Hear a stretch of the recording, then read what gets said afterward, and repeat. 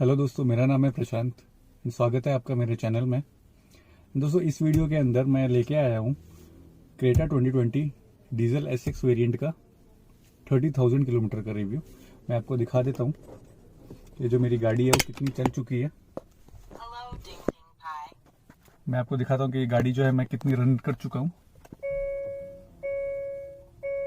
जिसका ignition on हुआ तो दोस्तों इस गाड़ी को ओन करते हुए मुझे करीब 1.25 साल के आसपास हो चुका है। इस 17 जून 2020 को मैंने ये गाड़ी शोरूम से निकलवाई थी। एंड इसके साथ क्या एक्सपीरियंस रहा है मेरा, क्या अच्छी चीज़ें रही हैं, क्या बुरी चीज़ें रही हैं, वो सारी चीज़ें मैं आपको इस वीडियो के अंदर शेयर करूंगा। तो सबसे पहले बात करते हैं इसके लुक्स की। एंड लुक्स देखने के लिए तो गाड़ी से बाहर जाना पड़ेगा, तो चलिए गाड़ी के बाहर चलते हैं। सो गाइज, अब हम आ गए हैं गाड़ी के बाहर।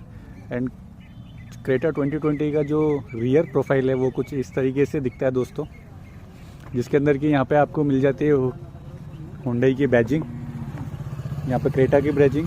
एंड यहाँ पे जो आपका वेरिएंट है वो एसएक्स वेरिएंट। एंड दोस्तों मैंने यहाँ पे ये जो आपको दिख रहा है सामने, ये है dash cam. Rear dash cam का जो पार्ट है वो है ये। मेन जो डैश कैम है वो फ्रंट साइड में लगा हुआ है। एंड दोस्तों ये जो रियर वाइपर है ये बहुत ही काम की चीज़ है अगर आप हाईवे पे ड्राइव करते हो एंड बारिश के दिनों में। तो दोस्तों होता क्या है कि पीछे वाले टायर से जो मिट्टी उड़ती है वो उड़ के पूरे शीशे पे चिपक जाती है। एंड कुछ देर बाद जो आपका IRVM है, यानी कि अंदर का जो रियर व्यू मिरर है, वो उसके अंदर आपको कुछ भी दिखाई नहीं देता, एकदम ज़ीरो विजिबिलिटी हो जाती है। तो दोस्तों मेरा सजेशन ये है कि अगर आपकी गाड़ी हैचबैक है या इस तरीके से SUV है तो आप दोस्तों उसके अंदर रियर वाइपर है वो ज़रूर लगवाएं। ये बहुत ही यूज़फुल है, स्पेशली रेनी सीज़न के अंदर जब आप हाईवे पे ड्राइव करते हैं। तो दोस्तों जब मैंने इस गाड़ी को पहली बार देखा था, मार्च 2020 के अंदर ये लॉन्च हुई थी एंड यूट्यूब पर ही मैंने इसको पहली बार देखा था, तो इसका जो रियर प्रोफाइल है वो मुझे बहुत ही फ्यूचरिस्टिक लगा। ऐसा लगा कोई उड़न तस्तरी को आसमान से उतर के ज़मीन पे आ गई है। बिल्कुल वैसी वाली फीलिंग मुझे आई थी जब मैंने इसको पहली बार देखा था। तो दोस्तों मैं इसका आपको वॉक अराउंड दे देता हूँ मेरी कार का।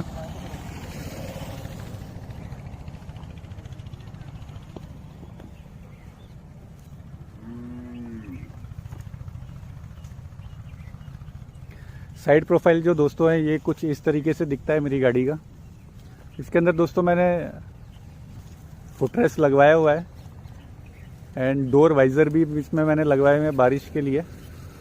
एंड विंडो के अंदर मैंने क्रोम गार्निश जो है ये मैंने आफ्टर मार्केट यानी कि हुंडई के सर्विस सेंटर से ही मैंने लगवाई थी।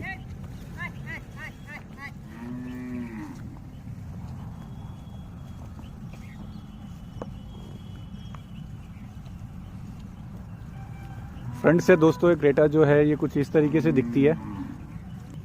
एंड दोस्तों इसके अंदर ट्रायो बीम हेडलैम्प दिए गए हैं जो कि बहुत ही गंदे हैं। यानी कि नाइट में अगर आप इसको पिच डार्क के अंदर अगर आप चला रहे हो तो ये बहुत ही बहुत आपको अच्छा लगेगा, यार एकदम क्या लाइट है इसकी। लेकिन जब आप इसको सिंगल रोड पे चलाएंगे तो सामने से जो ट्रैफिक आ रहा है, अगर वो हाई बीम पे एंड जब वो आपकी आंखों में पड़ता है तो भाई साहब गाड़ी जो है ना वो अंदाजे से चलती है इसकी। तब सारी लाइटें ऑन कर दो, फॉग लैम्प से लेके इंडिकेटर से लेके DRL से लेके इसके ट्रायो बीम, कुछ नहीं होता, सड़क पे कुछ भी दिखाई नहीं देता। तो कुछ इस तरीके की इसकी हेडलाइट का परफॉर्मेंस है।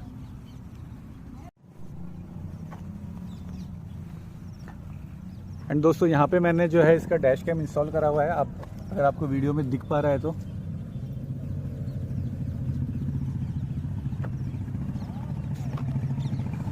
एंड मेरा भी सजेशन यही रहेगा कि अगर आप अफोर्ड कर सकते हैं, बिकॉज अब तो बहुत सस्ते डैश कैम है वो मार्केट में अवेलेबल है। मेरा जो डैश कैम है उसका मैं अलग से रिव्यू जो है मैं अपने आने वाले वीडियोस में आपको दूंगा।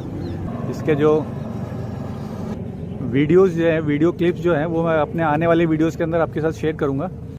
तो दोस्तों ये तो हो गई इसके लुक्स की बात। अब हम बात करते हैं इसके राइड एंड हैंडलिंग की। तो उसके लिए दोस्तों हम फिर वापस से अंदर चलते हैं गाड़ी के एंड बात करते हैं इसके राइड, हैंडलिंग एंड कंफर्ट के बारे में।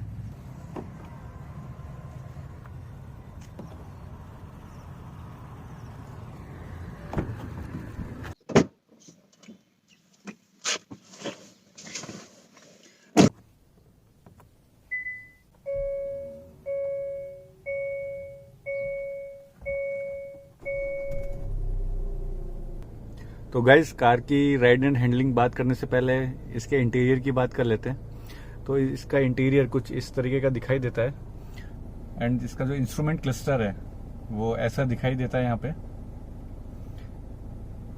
जो कि एनालॉग है। एंड दोस्तों, इसका जो टच स्क्रीन है ये बहुत ही एक्यूरेट है, यानी कि बार बार आपको टच नहीं करना पड़ता, बिल्कुल भी हैंग नहीं होता ये टच स्क्रीन। एंड ये जो बटन्स है इजीली रीचेबल है, आप ड्राइव करते टाइम इजीली इन बटन्स को यूज कर सकते हैं। एसी के कंट्रोल्स नीचे दिए गए हैं जो कि बहुत इजीली आप इनको ऑपरेट कर सकते हैं।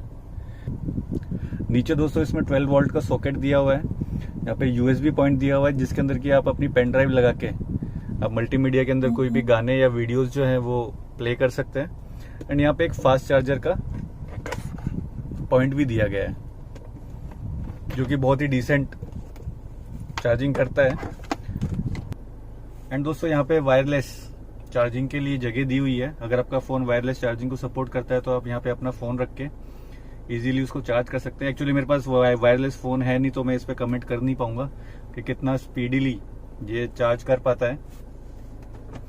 और ये जो ग्लव बॉक्स है दोस्तों, ये कूल्ड ग्लव बॉक्स है जो कि आपकी जो ड्रिंक्स हैं उनको इजीली ठंडा कर देता है एंड लंबे टाइम तक कोई भी चीज है आपकी वो खराब नहीं होती है।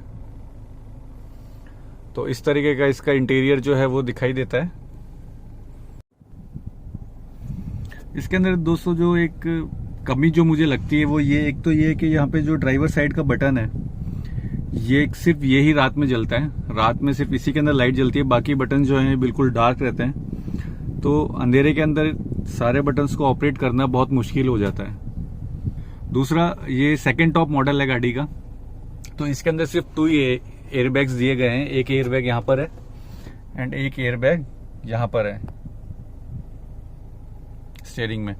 तो एटलीस्ट मुझे लगता है कि इस गाड़ी के अंदर अगर आप 17 लाख रुपए खर्च कर रहे हो तो एटलीस्ट 4 एयरबैग्स तो होने ही चाहिए थे इस कार के अंदर। तो जो है ये इसकी प्राइस जो है जस्टिफाई हो पाती है इस गाड़ी की। एंड दोस्तों, यहाँ पे ये ब्लू लिंक के कुछ बटन्स दिए हुए हैं, यहाँ पे देख सकते हैं। ये जबरदस्ती चालू हो जाता है, ये बहुत बड़ी कमी है इस कार के अंदर कि आप कुछ भी बोलोगे, आप ब्लू लिंक बोलोगे, कुछ भी बोलोगे तो ये जो इसका ब्लू लिंक है, जो वॉइस कमांड है, वो ऑटोमेटिकली स्टार्ट हो जाता है। एंड इसका जो ब्लू लिंक है वो इतना इफेक्टिव नहीं है। ये देखिए, मैंने सिर्फ ब्लू लिंक बोला है और ये स्टार्ट हो गया है। एंड दोस्तों, इस गाड़ी का जो मैप है वो बिल्कुल भी रिलायबल नहीं है। सिटी के अंदर अगर आपको रास्ते मालूम है एंड फिर आप ये जो मैप को यूज करते हो तब तो ठीक है, बट अगर आप कोई नई जगह पे जा रहे हो तो ये बिल्कुल भी जो इसके मैप है वो रिलायबल नहीं है।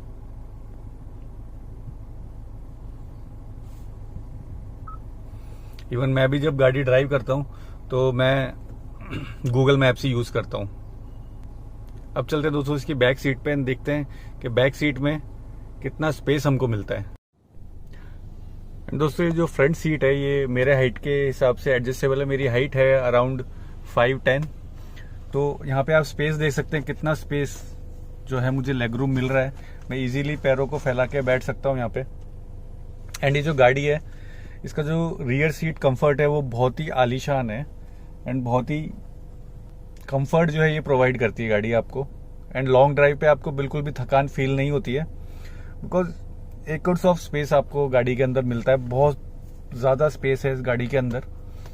एंड दोस्तों, ये जो कुशन्स दिए गए हैं पीछे, जो कि ये टॉप मॉडल्स के साथ ही आते हैं, ये भी बहुत ज्यादा कंफर्टेबल है।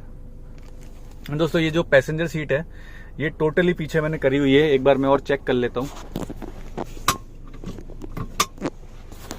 ये टोटली पीछे करी हुई है मैंने सीट, पैसेंजर सीट जो है। एंड इसमें हम देखते हैं कि पूरी पीछे करने के बाद हमारे पास कितना लेग स्पेस रहता है। ये देखिए दोस्तों, मेरी ये हाइट है 5'10" और इसके अंदर कुछ सामान रखा हुआ है, उसके बाद भी मुझे इतना जो लेग रूम है मुझे यहाँ पे मिल रहा है। तो इसका जो रियर कंफर्ट है वो तो आलीशान है ही, प्लस साथ में आपको ये रियर ब्लाइंड्स भी मिलते हैं जो कि अगर आपको धूप लगती है तो आप इनको यूज कर सकते हैं। एंड यहाँ पे आपको रीडिंग लैम्प मिलता है। तो दोस्तों आज सुबह मैं अपनी कार को वॉश कर रहा था, तो मुझे इसके अंदर एक कमी लगी, या फिर इसके जो एलॉयज़ हैं उनके अंदर एक कमी लगी। मैं आपको दिखाता हूँ। जो पीछे वाला जो एलॉय है, इसका ये कोटिंग है या क्या है, ये यहाँ से बिल्कुल चिप ऑफ हो चुका है यहाँ से। अब ये किस वजह से हुआ है, बिकॉज मैंने तो बहुत अच्छे से ड्राइव करी थी। अभी कुछ दिनों पहले, यानी 2-3 दिन पहले ही मैं जयपुर से मुंबई आया हूँ। जब जयपुर से हम लोग निकले थे तो वहाँ पे मैंने इस गाड़ी को वॉश किया था, तो उस टाइम ये नहीं था। बट अब जब मैं यहाँ पहुँचा हूँ तो मुझे ये चिप ऑफ इसका जो पेंट है वो निकला हुआ दिखा है, एंड पैसेंजर साइड का जो पेंट है वो भी निकला हुआ है। तो ये हो सकता है कि साइड में जो गाड़ियाँ चल रही हैं उनसे जो पत्थर वगैरह उछटते हैं उनसे ये हुआ हो। मैं आगे के साइड का आपको दिखाता हूँ।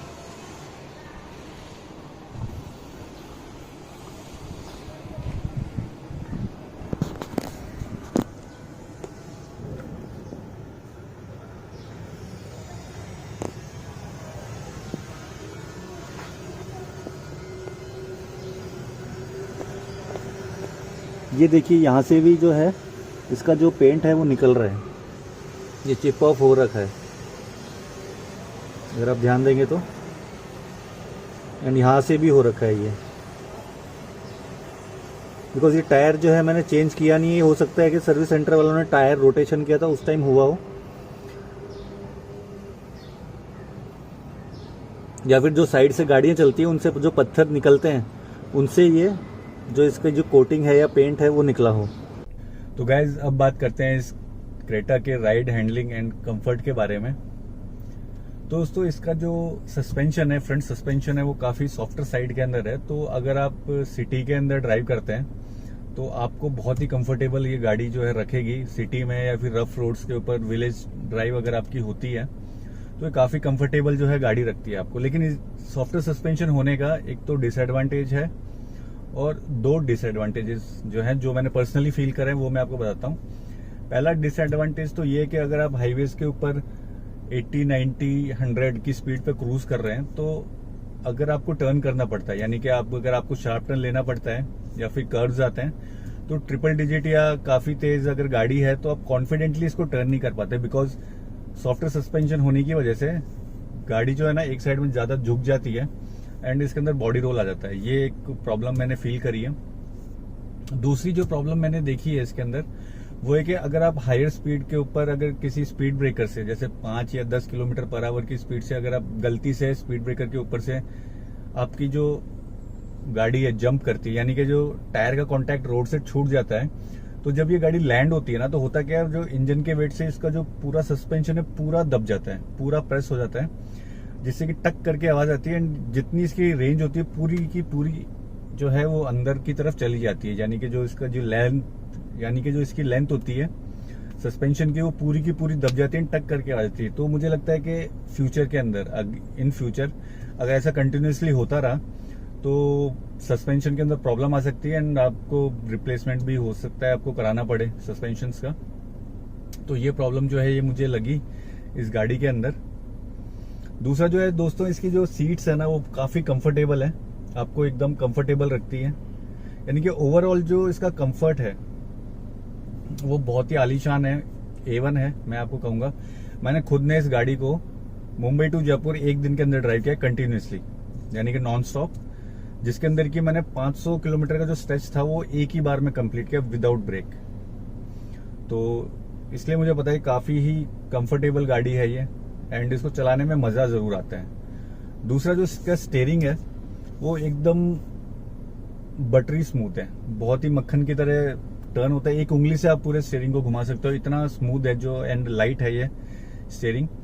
बट इसका एक प्रॉब्लम है कि जैसे सपोज सड़क पे कोई एक स्पेसिफिक पॉइंट है, कोई पॉट होल है या कोई एक स्पेसिफिक स्ट्रिप है जहां से कि आपको गाड़ी लेके जानी है, तो आप कॉन्फिडेंटली या एकदम प्रिसाइजली जो है उस स्पॉट से गाड़ी को नहीं ले जा सकते, बिकॉज पता नहीं क्यों इसका जो स्टीयरिंग है ना वो बहुत वेग सा अंदाजा लगता है कि हाँ भाई ठीक है यहाँ से निकल जाएगी, बट आप एग्जैक्ट उस पॉइंट से इस गाड़ी को नहीं ले जा सकते। मुझे इसको चलाते हुए करीब 1.5 साल हो गया, 1.5 साल से ऊपर हो गया, 30,000 किलोमीटर से ऊपर मैं इस गाड़ी को चला चुका हूँ, लेकिन फिर भी मैं एक स्पेसिफिक पॉइंट से कि हाँ भाई मेरा जो गाड़ी का टायर है यहीं से ही जाएगा, वो चीज़ आप कॉन्फिडेंटली जो है प्रिसाइजली नहीं कर सकते हैं। एंड दोस्तों, जब भी आप इस गाड़ी से किसी भी अदर व्हीकल को ओवरटेक करते हो तो इसके जो इंजन पावर है ना, वो काफ़ी ही अच्छी है। इवन आप हायर गियर के अंदर हो, आप एकदम से एक्सीलेटर प्रेस करते हो तो थोड़ा सा लैग आता है। अगर आप हायर गियर में हो या फिर आप लोअर गियर करके जैसे एक्सीलेटर प्रेस करोगे, ये जूम करके निकलती है गाड़ी एंड इजीली ओवरटेक करने में कोई प्रॉब्लम नहीं आती। बहुत इजीली पुश करती है गाड़ी। एक्चुअली डीजल इंजन है 1.5 लीटर का, तो पावर की कमी जो है मुझे कहीं भी नहीं लगी इस गाड़ी के अंदर। एंड दोस्तों, इसका जो इंजन जो नॉइज है वो बहुत ही कम है।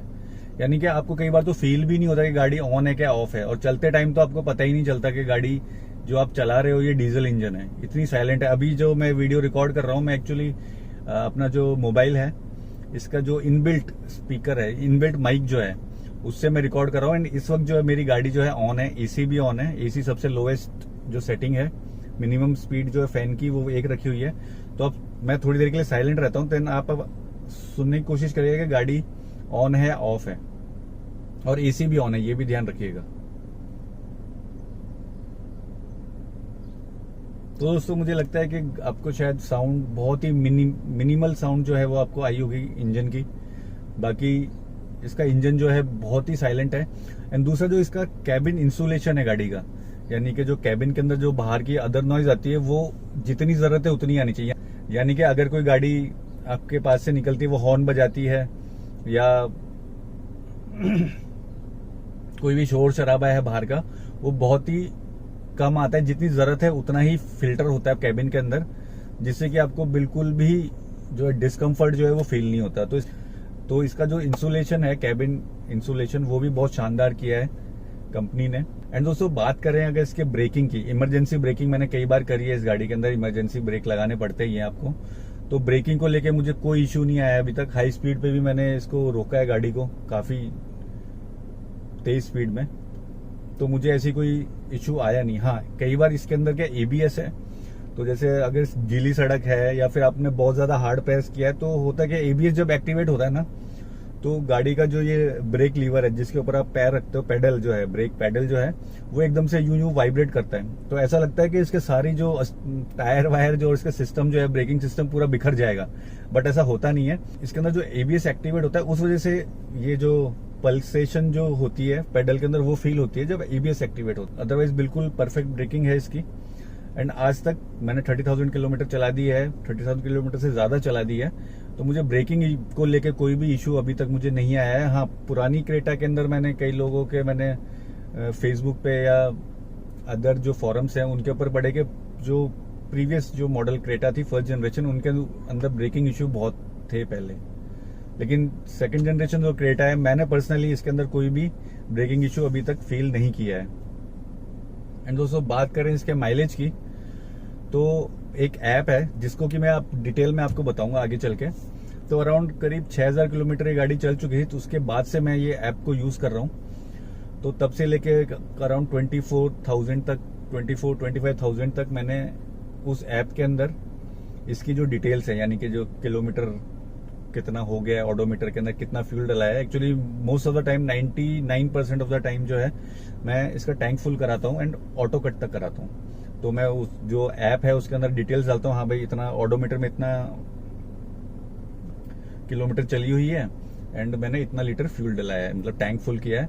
तो 6,000 के बाद, यानी 6,000 किलोमीटर चलने के बाद अभी तक जो एवरेज जो मुझे माइलेज मिला है वो 20 पॉइंट समथिंग का मुझे माइलेज मिल रहा है, जो कि एक बड़ी गाड़ी, मतलब इसके अंदर हाईवे ड्राइव भी है, सिटी ड्राइव भी है, विद एसी ऑन है, एसी ऑफ है, सब कुछ मिला के ओवरऑल जो है मुझे 20 प्लस का 20 पॉइंट समथिंग का जो माइलेज है वो मुझे अभी तक मिला, जो कि मुझे लगता है कि इतनी बड़ी गाड़ी के हिसाब से बहुत ही अच्छा है। एंड दोस्तों, बात करते हैं इसके सर्विस कॉस्ट की। तो सर्विस कॉस्ट जो है इसका ना काफी रीजनेबल है। मैं आपको बताता हूँ, मैंने 30,000 किलोमीटर की जो सर्विस कराई थी, उसकी जो सर्विस है वो करीब मुझे 6,500 के आसपास पड़ी थी। एंड ये भी याद रखिएगा, मैंने व्हील अलाइनमेंट जो है वो वहीं से करवाया था, ऑथराइज सर्विस सेंटर से। एंड ये मेरी फर्स्ट पेड सर्विस थी, यानी कि लेबर कॉस्ट भी मैंने दिया था। उसके बावजूद जो है ये गाड़ी का जो कॉस्ट है मुझे 6,500 के आसपास पड़ा था। तो सर्विस कॉस्ट जो है किस तरीके से आप रिड्यूस करेंगे, किस तरीके से आपको मैनेज करनी है अगर आप बजट पे हैं तो मैं अपने आने वाले वीडियोस के अंदर जो भी इसकी प्रीवियस सर्विसेज रही हैं उनको मैं डिटेल में एक्सप्लेन करूंगा आपको। तो अगर ऐसी वीडियोस और चाहिए तो आप प्लीज मेरे चैनल को सब्सक्राइब करें, वीडियो को लाइक करें एंड अपने दोस्तों के साथ ज्यादा से ज्यादा शेयर करें। एंड दोस्तों इसकी जो सबसे गंदी बात, जो सबसे गंदा फीचर कह लो या कुछ भी कह लो, जो भी आपको लगे, वो है इसकी ट्रायो बीम हेडलाइट। वो तो दोस्तों इसकी जो ट्रायो बीम हेडलाइट्स है ना, उनका थ्रो बहुत ही पुअर है। अगर पिच डार्क है यानी कि एकदम अंधेरा है तब तो ये बहुत ही अच्छी लगेंगी आपको लाइट्स, यानी कि पूरी रोशनी एकदम फैल जाएगी। बट हाईवेज के ऊपर अगर आप ड्राइव कर रहे हो एंड सिंगल लेन रोड है, यानी कि सामने से गाड़ियां आ रही हैं और उसी रोड पे गाड़ियां जा रही हैं, तो उसमें क्या होगा, जब आगे से रिफ्लेक्शन पड़ेगा लाइट का, जो बीम है जब वो आपकी आंखों पे पड़ेगा अपोजिट डायरेक्शन से आने वाली गाड़ियों का, तो इस गाड़ी की जो हेडलाइट्स हैं वो बहुत ही पुअर परफॉर्म करती हैं, बहुत ही वीक परफॉर्म करती हैं। मैंने कई बार सोचा भी है इसकी हेडलाइट्स को अपग्रेड कराने का। तो ट्रायो बीम हेडलाइट है वो तो अपग्रेड हो नहीं सकती, बिकॉज वो पूरा सेट आता है उसका, अगर आपको पता हो। एंड ऑक्सिलरी लाइट्स में इसलिए नहीं लगवा रहा हूँ कि उसकी वजह से जो है इसकी जो इलेक्ट्रिकल वारंटी है वो वॉइड होने का खतरा रहता है। हालांकि वो वायर वगैरह नहीं काटते, कपलर टू कपलर वो काम करते हैं, बट खुदा ना खास्ता अगर फ्यूचर में मान लो गाड़ी में आग लग जाती है एंड इंस्पेक्शन में पता चलता है इंश्योरेंस वालों को कि भैया आपने बाहर से काम कराया है अलग से, देन हो सकता है आपको इंश्योरेंस क्लेम भी ना मिले। तो इसलिए जब तक गाड़ी वारंटी में है तब तक मैं इसके साथ कुछ छेड़छाड़ नहीं कराना चाहता। तो इस वजह से मैं इसकी जो हेडलाइट्स है उनको अपग्रेड नहीं करा रहा हूँ। एंड दोस्तों जो दूसरी कमी जो मुझे लगी इस गाड़ी के अंदर वो है कि इन लोगों ने 17 लाख रुपए लिए हैं गाड़ी के, तो एटलीस्ट 4 एयरबैग्स तो देने चाहिए। बिकॉज अभी सेल्टोस की जो रेटिंग आई थी वो 3 स्टार आई थी एंड उसी प्लेटफॉर्म के ऊपर ये बेस्ड है। एंड इसके भी मैंने काफी सारे एक्सीडेंट्स जो हैं देखे एंड मेरा खुद का एक्सीडेंट हुआ है, उसके बारे में मैं अपने आने वाले वीडियोस के अंदर बताऊंगा। उसका लाइव वीडियो में बताऊंगा, एक्चुअली मेरे डैश कैम में रिकॉर्ड हुआ था, वो मैं आपको बताऊंगा। एंड इसके बिल्ड क्वालिटी के ऊपर के बारे में भी बताऊंगा। तो मुझे ऐसा लगता है 17 लाख खर्च करने के बाद भी अगर आपको गाड़ी के अंदर सेफ नहीं लगे तो थोड़ी दिक्कत वाली बात है। एटलीस्ट मुझे लगा कि बिल्ड क्वालिटी चलो ठीक है, मतलब काइंड ऑफ एवरेज है, बट एटलीस्ट 2 एयरबैग्स और होते हैं रियर पैसेंजर्स के लिए, तो थोड़ा ना एक वो होता है ना पीस ऑफ माइंड जो होता है वो थोड़ा मिल जाता। या तो कट इन एयरबैग्स दे देते या फिर पीछे वाले यहाँ पे जो सीट्स के अंदर होते हैं ये वाले अगर एयरबैग्स दे देते तो थोड़ा बेटर होता। एंड तीसरी जो डिसएडवांटेज है, आप उसको डिसएडवांटेज कह लो या कुछ भी कह सकते हो जो आपको ठीक लगे, वो है इसका म्यूजिक सिस्टम। वो म्यूजिक सिस्टम इसका बहुत ही मतलब गंदा नहीं है बट उतना अच्छा भी नहीं है। एक्चुअली मेरा फ्रेंड है जिसका 2013 होंडा सिटी है, उसका म्यूजिक सिस्टम इससे लाख गुना बेटर है। वो 10 लाख की उसने उस टाइम परचेज करी थी गाड़ी, एंड उसका जो म्यूजिक सिस्टम है वो कोई ब्रांडेड म्यूजिक सिस्टम भी नहीं है, बट उसका जो बेस है, जो साउंड है ना, वो इतना है कि नाचने का मन करता है। और इसका जो म्यूजिक सिस्टम है ये आर्केमिक के स्पीकर्स हैं इसके अंदर, बोस के नहीं है। इवन बोस के भी जो है मैंने रिव्यूज पढ़े वो कह रहे हैं कि ठीक है वॉइस क्लियर है बट उतना बेस अच्छा नहीं है इसके अंदर। तो मुझे लगता है कि इनको ना स्पीकर्स के ऊपर थोड़ा काम करना चाहिए था। आप इतना पैसा ले रहे हो कस्टमर से तो एटलीस्ट यार कुछ अच्छा तो दे दो कस्टमर्स को। तो ये कुछ चीजें थी जो मुझे पर्सनली फील हुई। एंड दोस्तों बात करते हैं इसके बिल्ड क्वालिटी की। मेरा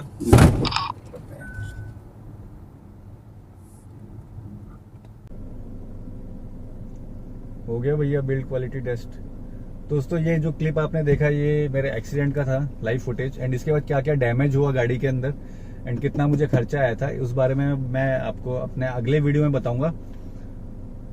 तो ऐसे ही और वीडियोस पाने के लिए, एंड अगर कोई स्पेसिफिक क्वेश्चन है आपका या कोई क्वेरी है क्रेटा को लेके या किसी भी नॉर्मल चीज को लेके, व्हीकल्स को लेके, तो आप मुझे कमेंट कर सकते हैं।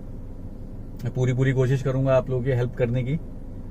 तो दोस्तों अगर आपको वीडियो पसंद आए तो प्लीज चैनल को सब्सक्राइब कर दीजिए, वीडियो को लाइक कर दीजिए। एंड आपके जो मोटर हेड दोस्त हैं जिनको कि बहुत पसंद है गाड़ियां वाड़ियां एंड ऑल, या फिर कोई लेने की सोच रहा है क्रेटा, तो आप उसको ये वीडियो शेयर कर सकते हैं।